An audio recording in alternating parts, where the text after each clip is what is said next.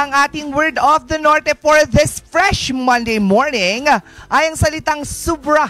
Sobrang galing ng mga kumanta. Sobra-sobra. Oh, ayan tayo dyan eh.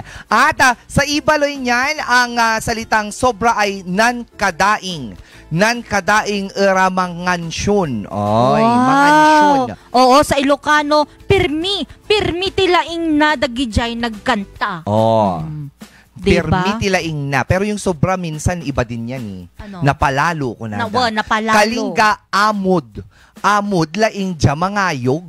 Oh, sabi niya, mangayog. Ang sa Ilocano kasi yung mangayog, yung accent. Pero sa kanila pala, it's singing. Sa kanila ay ladeng. Ladeng dilang da ay man dilaing da ay man kanta. Sa Pangasinan, maong. Pantalon. Hindi. Ay, maong ira yaman kansyon. Yes. Maong ira may nan kansyon oy. Maong sobrang galing, yun na yung parang yung maong. Pero ang alam ko talaga sa maong, yun yung hindi ko masyadong ginagamit. Hindi, iba yun.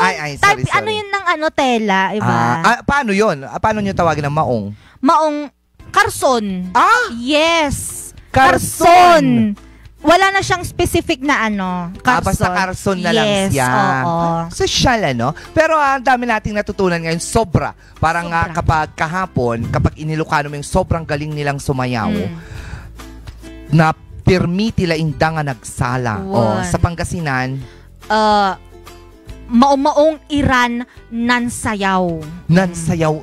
Nansayaw ng karuman. Ay, social ng karuman. Ng karuman. Kahapon. Ay, kahapon ng karo. Yes, karo. Okay po siya.